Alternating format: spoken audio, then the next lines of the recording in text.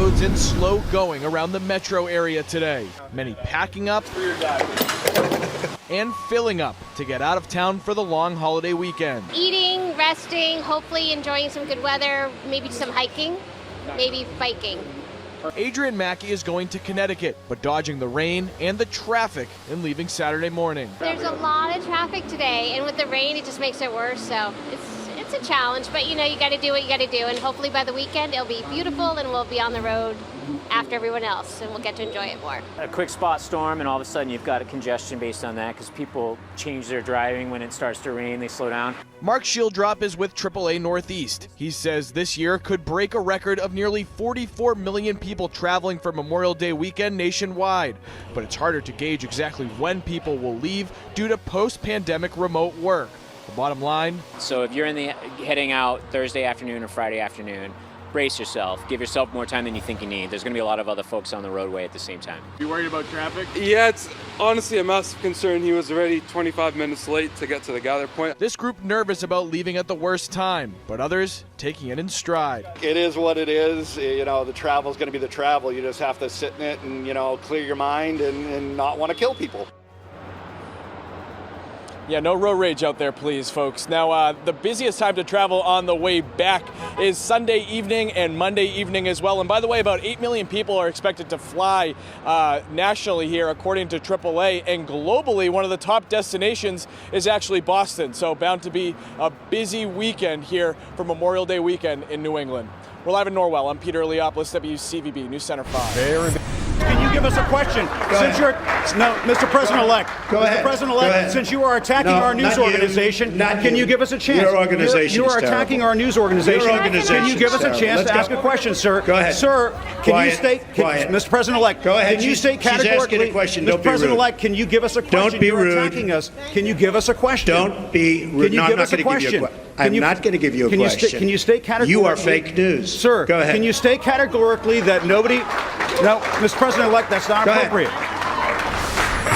Government protesters have once again packed the streets of Hong Kong in the 16th straight weekend of demonstrations. Riot police were seen firing tear gas at a crowd who built barricades and threw petrol bombs. Authorities are facing renewed allegations of brutality, but warn if the violence gets any worse, they may have to use live ammunition to defend themselves. You're currently looking at live pictures in Hong Kong. Police are trying to disperse protesters, staging a sit-in at the same train station where demonstrators were attacked by a mob 2 months ago. CNN's Will Rips from Hong Kong and joins us now live. Certainly a lot of action. It's just on 11 p.m. where you are, Will. Take us through what's happening. Hi, Linda. Well, we are literally standing in the middle of what is proving to be a pretty effective police dispersal operation outside of Prince Edward Station here in Mongkok. This was the scene of an incident involving police last month where police were accused of excessive force. There were rumors, uncorroborated, and in fact, we have not been able to confirm, but there have been rumors that are being spread widely amongst protesters that protesters were killed.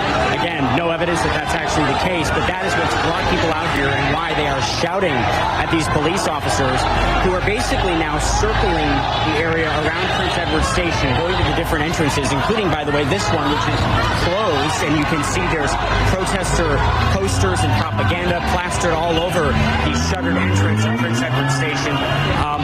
And you have police officers who are out here. As far as I can see, they are not armed, but they are. They obviously have the riot gear. Some of these people look about as young as a lot of the protesters, and you can even see them in street clothes with sneakers and T-shirts.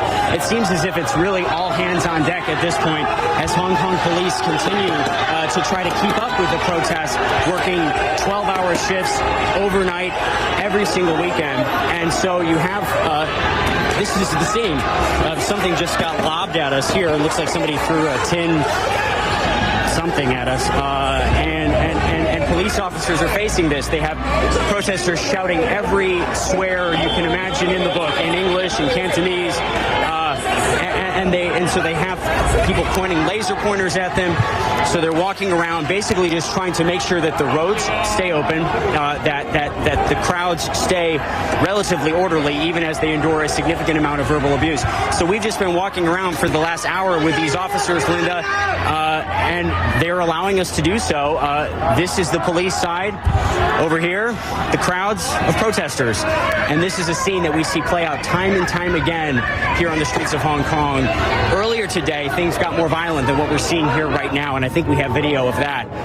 There was protesters hurling petrol bombs and bricks at police officers, and police fired back with tear gas. The kind of scenes that would have been unimaginable here in Hong Kong just a short time ago, yet now are kind of the sad new reality of life here, really with no end in sight. Even though the crowds are smaller, this continues to happen. Linda. Will, from the pictures we're seeing right now, it looks like there is a real show of force from riot police, but unclear from our perspective at least how many protesters there are. Last hour when we spoke, you said you were seeing about 100, maybe a few hundred. Have more people come out? Because it certainly sounds to be a very vocal group. That's partially because Hong Kong is an urban jungle, and so the noise bounces off the concrete. I think the crowds are probably smaller than when we checked in with you last hour, Linda. Look, this is an interesting thing. Just pan up there. So police, they have people pointing lasers at them, so they're pointing their own flashlights back at the people who are firing the laser beams, trying to, essentially blind each other. But it's whack-a-mole.